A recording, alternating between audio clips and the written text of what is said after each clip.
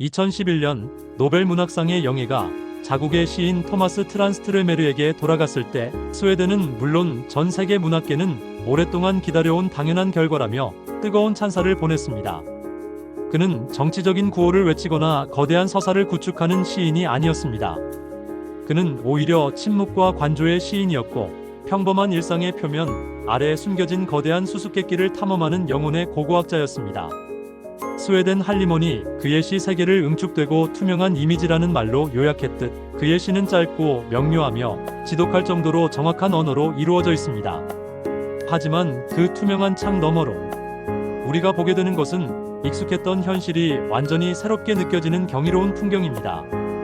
그는 마치 마법사처럼 일상적인 사물과 예기치 못한 이미지를 충돌시켜 순간적인 섬광을 만들어내고 그 섬광 속에서 독자들은 삶과 죽음, 의식과 무의식, 역사와 현재가 하나로 연결되는 신비로운 체험을 하게 됩니다.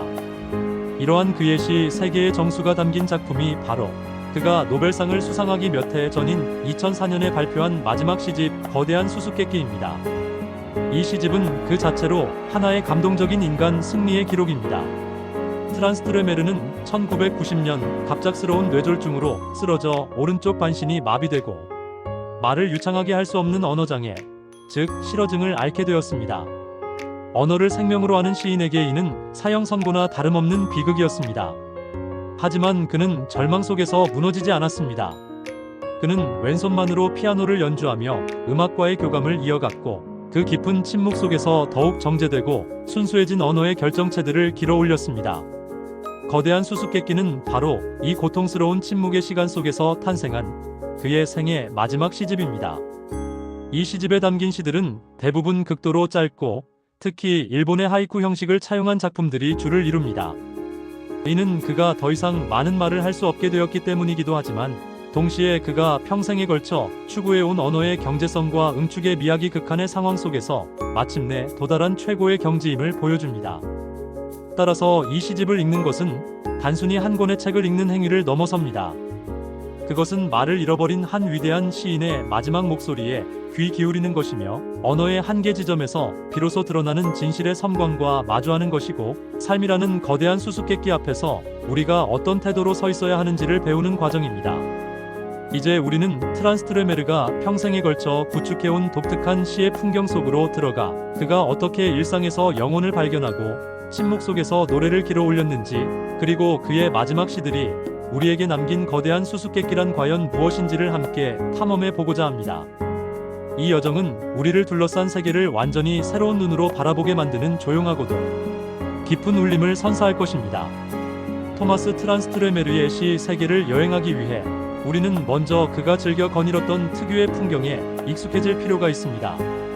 그의 시의 무대는 대부분 스웨덴의 자연과 일상적인 공간입니다.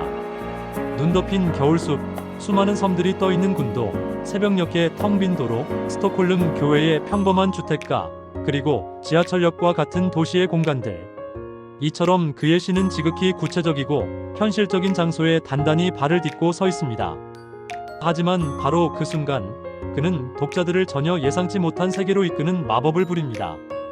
그 마법의 정체는 바로 그가 시의 심장이라고 불렀던 눈부시도록 독창적인 은유입니다.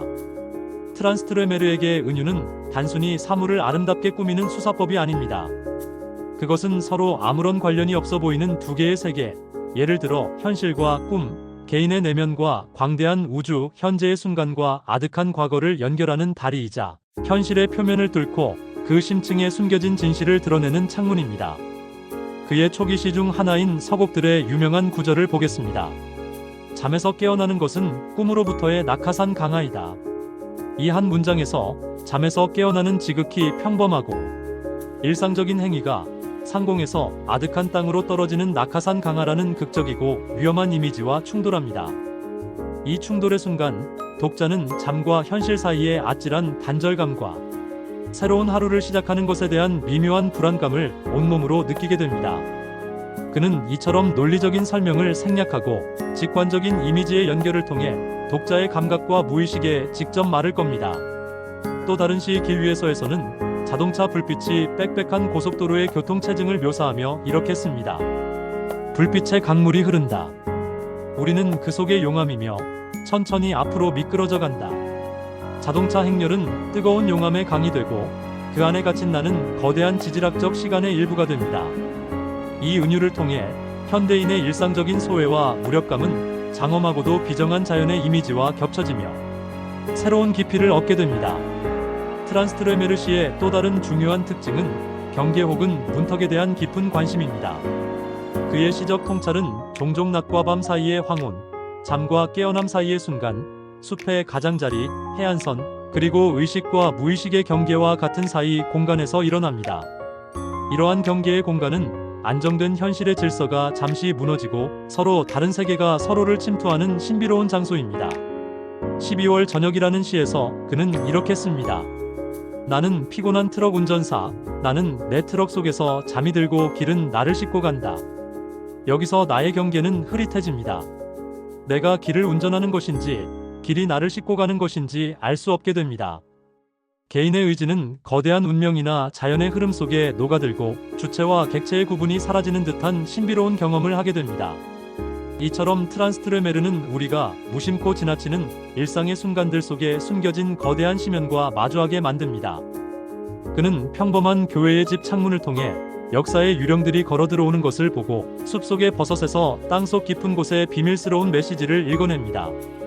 그의 시를 읽는 것은 마치 익숙한 내 방의 벽을 밀자 갑자기 광활한 우주가 펼쳐지는 것을 발견하는 것과 같은 경이로운 경험입니다. 그의 은유는 단순한 비유를 넘어 세계를 인식하는 새로운 방식을 우리에게 제시합니다. 그것은 분리된 모든 것들이 사실은 보이지 않는 실로 깊숙이 연결되어 있다는 심오한 세계관의 표현입니다. 1990년 토마스 트란스트레메르의 삶과 문학 세계는 하나의 거대한 단절을 맞이합니다. 당시 59세였던 그는 갑작스러운 뇌졸중으로 쓰러져 오른쪽 반신이 마비되고 말을 자유롭게 구사할 수 없는 언어장애, 즉 실어증 판정을 받습니다. 평생을 언어라는 섬세한 도구를 다루어온 시인에게 그리고 인간 내면의 복잡한 심리를 탐구해온 심리학자에게 이는 육체적인 고통을 넘어 그의 존재 자체를 뒤흔드는 재앙과도 같은 사건이었습니다. 이제 그는 자신이 느끼고 생각하는 것을 이전처럼 자유롭게 표현할 수 없게 되었습니다. 그의 내면에 가득 찬 풍경과 이미지들은 그의 입 밖으로 나오기 전에 길을 잃고 흩어졌습니다. 많은 이들이 그의 시인으로서의 생명이 끝났다고 생각했습니다. 하지만 트란스트레메르는 이 깊은 침묵의 심연 속에서 포기하지 않았습니다. 오히려 그는 자신의 남은 가능성에 집중했습니다. 그는 평생의 동반자였던 음악을 놓지 않았습니다. 그는 오직 왼손만으로 연주할 수 있는 피아노 곡들을 찾아내어 연습했고 무대에서 연주회를 열기도 했습니다. 마비된 오른손을 대신하여 왼손으로 건반을 두드리는 그의 모습은 한계 상황 속에서도 어떻게든 세상과 소통하고 아름다움을 창조하려는 인간의 위대한 의지를 상징적으로 보여줍니다. 그리고 이 음악과의 교감은 말을 잃어버린 그에게 새로운 언어의 가능성을 열어주었습니다. 그의 문학 역시 새로운 형태로 부활했습니다.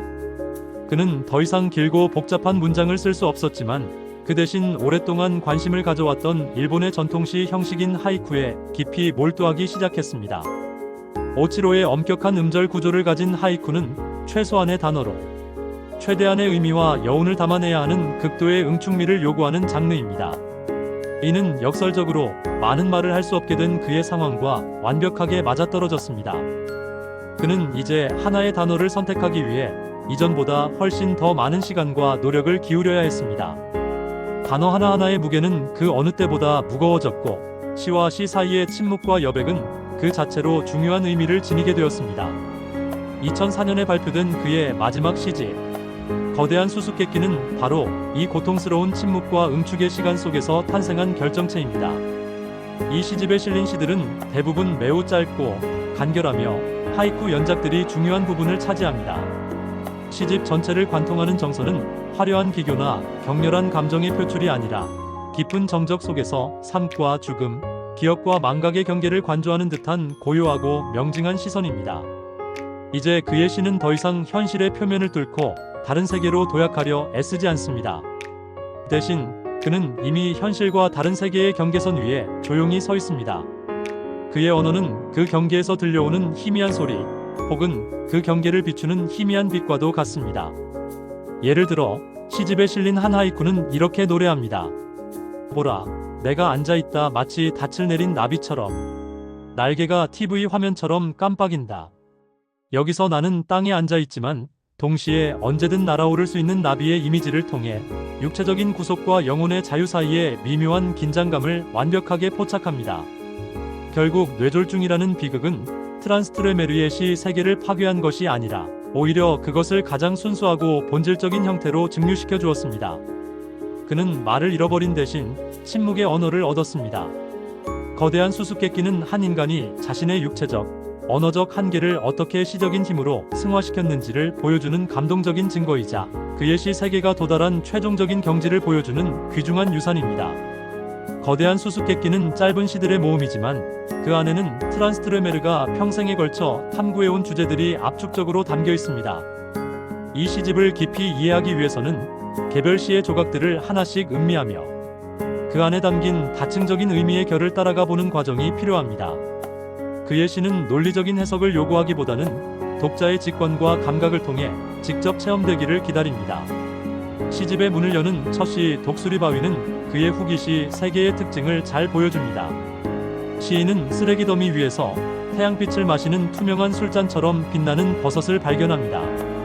이처럼 가장 비천하고 버려진 장소에서 가장 순수하고 신성한 아름다움을 발견하는 시선이야말로 트란스트레메르 시학의 핵심입니다. 그는 이어서 이렇게 씁니다. 존재에 대한 갈증이 우리를 열고 우리는 열린다. 이 구절은 인간이 자신의 한계를 넘어 미지의 세계, 즉 존재의 근원과 연결되고자 하는 근원적인 갈망을 가지고 있음을 암시합니다. 시집의 제목이기도 한 거대한 수수께끼라는 하이쿠 연작은 이 시집의 중심 주제를 향해 직접적으로 나아갑니다. 그중 한 편을 보겠습니다. 해가 낮게 서 있다. 우리의 그림자는 거인이다. 곧 모든 것이 그림자다. 단 세 줄의 이 짧은 시는 삶과 죽음의 순환에 대한 깊은 통찰을 담고 있습니다. 해가 낮게 선 황혼역, 우리의 그림자는 잠시 거인처럼 길어집니다. 이는 인생의 황혼기에 이르러 자신의 삶 전체를 조망하게 되는 순간, 혹은 죽음을 앞두고 자신의 존재가 잠시 확장되는 듯한 느낌을 상징할 수 있습니다. 하지만 그 순간은 찰나에 불과하고 곧 모든 것이 그림자가 되듯 결국 모든 것은 소멸하여 거대한 어둠, 즉 죽음 속으로 돌아갈 운명임을 시인은 담담하게 노래합니다. 이 시에는 절망이나 공포가 없습니다. 대신 자연의 순환을 조용히 관조하는 자의 평온함과 명징함이 느껴집니다. 음악에 대한 주제 역시 시집 곳곳에서 중요한 역할을 합니다. 트란스트레메르는 언어가 닿지 못하는 영역의 진실을 음악이 표현할 수 있다고 믿었습니다. 하이쿠 연작 감옥에서는 이렇게 씁니다. 돌들이 소리를 낸다. 깊은 곳 감옥에서 나는 듣는다. 내 삶의 돌들이 구르는 소리. 여기서 돌들이 내는 소리는 명확하게 설명되지 않지만 마치 운명의 소리 혹은 쇼스타코비치의 현악 사중주처럼 무겁고 실존적인 음악을 연상시킵니다. 내 삶의 돌들이라는 표현은 우리가 평생 짊어지고 가야 하는 기억과 상처, 운명의 무게를 암시합니다. 이처럼 그는 구체적인 사물과 추상적인 청각, 그리고 실존적인 개념을 하나의 이미지 안에 압축시키는 놀라운 능력을 보여줍니다. 그의 시에서 나라는 주체는 종종 경계가 불분명해지며 다른 존재나 사물 속으로 스며듭니다. 이는 심리학자로서 그가 가졌던 인간의 자아가 결코 고정불변의 실체가 아니라는 통찰과도 연결됩니다. 토마스 트란스트레메르의 시 세계를 관통하는 하나의 거대한 주제를 꼽으라면 그것은 아마도 삶이라는 거대한 수수께끼 앞에서 인간이 어떻게 존재해야 하는가에 대한 물음일 것입니다. 그의 시는 이 수수께끼에 대해 철학자처럼 논리적인 해답을 제시하려 하지 않습니다. 그는 종교가처럼 절대적인 믿음을 강요하지도 않습니다. 대신 그는 시인으로서 우리가 이 수수께끼와 함께 살아갈 수 있는 태도와 방식을 보여줍니다. 그리고 그 핵심에는 순간 속에서의 초월과 삶에 대한 근원적인 긍정이 자리 잡고 있습니다. 그의 시에서 초월은 저 멀리 있는 신적인 세계나 사후 세계에서 일어나는 것이 아닙니다. 그것은 지극히 평범하고 일상적인 현실의 한복판에서 예기치 않은 순간에 섬광처럼 찾아옵니다. 그는 이것을 진실의 순간 혹은 은총의 순간이라고 부릅니다. 이러한 경험을 통해 개인은 자신의 작은 자아의 감옥에서 벗어나 더 큰 전체의 일부임을 느끼게 됩니다. 이러한 초월의 경험은 삶의 고통스럽고 어두운 측면을 외면하는 값싼 낙관주의와는 거리가 멉니다. 트란스트레메르는 심리학자로서 인간 내면의 어둠과 고통을 누구보다 깊이 이해하고 있었습니다. 그의 시에는 죽음의 그림자, 역사의 폭력, 그리고 개인적인 상실의 아픔이 끊임없이 등장합니다. 하지만 그는 그 어둠 속에서 절망하는 대신 그 어둠과 빛이 어떻게 공존하는지를 담담하게 보여줍니다. 그의 시 세계에서 빛은 어둠이 있기에 더욱 밝게 빛나고 삶은 죽음이라는 배경이 있기에 더욱 소중해집니다. 이는 마치 니체가 말한 아모르 파티, 즉 운명에 자신의 삶에 찾아오는 모든 것, 기쁨뿐만 아니라 고통까지도 남김없이 긍정하고 사랑하는 태도와도 맞닿아 있습니다. 특히 뇌졸중 이후에 쓴 거대한 수수께끼는 이러한 삶의 긍정의 태도가 가장 극한의 형태로 나타나는 작품입니다. 그는 말을 잃고 몸의 절반을 잃었지만 그의 시는 결코 자기 연민이나 절망에 빠지지 않습니다. 오히려 그의 언어는 더욱 투명해지고 그의 시선은 더욱 평온해집니다. 그는 자신의 한계와 고통을 담담하게 받아들이고 그 속에서 여전히 발견할 수 있는 작은 아름다움에 집중합니다. 이는 그가 마침내 삶이라는 거대한 수수께끼 앞에서 그것을 풀려고 애쓰는 대신 그 수수께끼 자체를 끌어안고 함께 살아가는 법을 터득했음을 보여줍니다. 결국 트란스트레메르가 우리에게 주는 메시지는 삶의 의미가 거창한 목표의 달성이나 문제의 완전한 해결에 있는 것이 아니라는 것입니다. 삶의 의미는 오히려 우리가 매 순간 마주하는 작은 것들 속에서 경이로움을 발견하고 설명할 수 없는 세계의 신비 앞에서 잠시 멈추어 서며 고통 속에서도 희미한 빛을 찾아내려는 시도 그 자체에 있을지도 모릅니다. 그의 시는 우리에게 어떻게 살아야 하는가에 대한 거창한 교훈을 주기보다는 우리가 이미 살고 있는 이 세계를 어떻게 바라보아야 하는가에 대한 새로운 눈을 뜨게 해줍니다. 그 눈을 통해 우리는 가장 무거운 삶의 수수께끼가 때로는 가장 가볍고 투명한 시의 언어를 통해 그 모습을 드러낸다는 역설적인 진실을 발견하게 됩니다. 토마스 트란스트레메르 그리고 그의 마지막 시집 거대한 수수께끼와의 여정을 마치는 것은 깊고 고요한 숲속에서의 오랜 산책을 마치고 나오는 것과 같은 경험을 선사합니다. 숲을 거니는 동안 우리는 수많은 나무와 풀, 돌멩이들을 보았지만 그 각각의 이름을 모두 알지는 못합니다. 하지만 숲을 빠져나왔을 때 우리의 폐는 맑은 공기로 가득 차 있고 우리의 영혼은 세상의 소음으로 더러워지기 이전의 고요함을 되찾았음을 느낍니다. 트란스트레메르의 시가 우리에게 주는 것이 바로 이러한 종류의 정화와 재생의 경험입니다. 그는 평생에 걸쳐 언어가 가진 힘과 한계를 동시에 탐구했습니다. 그는 단 하나의 정확한 은유를 통해 우리가 미처 인식하지 못했던 현실의 이면을 드러내고 우리의 의식을 새로운 차원으로 끌어올릴 수 있음을 보여주었습니다.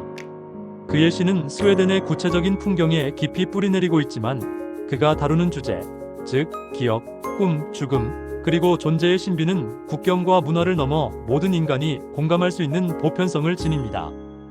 그는 가장 개인적이고 내밀한 경험을 통해 가장 보편적인 진실에 도달하는 길을 우리에게 보여주었습니다.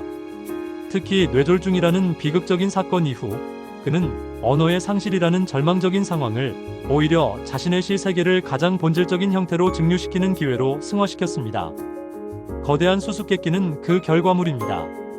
이 시집에서 그는 최소한의 단어로 최대한의 울림을 만들어내며 침묵이 때로는 가장 많은 것을 말할 수 있음을 증명해 보입니다. 그의 짧은 시들은 마치 어두운 밤하늘에 잠시 반짝이는 별과도 같습니다. 그 별 하나가 우주 전체의 지도를 보여주지는 않지만 그것은 우리에게 우리가 광대한 어둠 속에 홀로 있는 것이 아니라는 위안과 우리가 나아가야 할 방향을 알려주는 희미한 빛을 제공합니다. 2011년 노벨문학상 위원회는 트란스트레메르를 수상자로 선정하며 그의 시가 응축되고 투명한 이미지를 통해 우리에게 현실로 다가가는 새로운 길을 열어주었다고 평했습니다. 이보다 더 정확한 찬사는 없을 것입니다. 그의 시는 우리를 현실에서 도피하게 만드는 마법이 아니라 오히려 우리가 살고 있는 바로 이 현실을 더 깊고 더 풍부하게 그리고 더 경이롭게 느끼도록 만드는 새로운 감각의 통로를 열어줍니다. 거대한 수수께끼는 한 위대한 시인이 우리에게 남긴 마지막 선물입니다. 그것은 삶이라는 거대한 질문에 대한 해답지가 아니라 그 질문을 가슴에 품고 살아갈 용기를 주는 부적과도 같습니다. 그의 시를 읽고 난 뒤 우리는 어쩌면 창밖에 나뭇잎 하나, 스쳐 지나가는 바람의 소리, 그리고 잠에서 깨어나는 순간의 미묘한 감각을 이전과는 조금 다른 눈으로 바라보게 될지도 모른다. 그것이야말로 트란스트레메르의 시가 가진 조용하지만 강력한 힘이며 그가 침묵을 넘어 우리에게 보내온 가장 깊고 진실한 언어일 것입니다. 본 영상에서 사용된 책의 내용은 저작권법상 공정 이용을 목적으로 인용되었습니다. 영상의 핵심 내용은 책 내용의 요약이나 비평이며 원작 전체를 대신할 수 없습니다. 저작권 소유자의 요청이 있을 경우 즉시 조치를 취하겠습니다.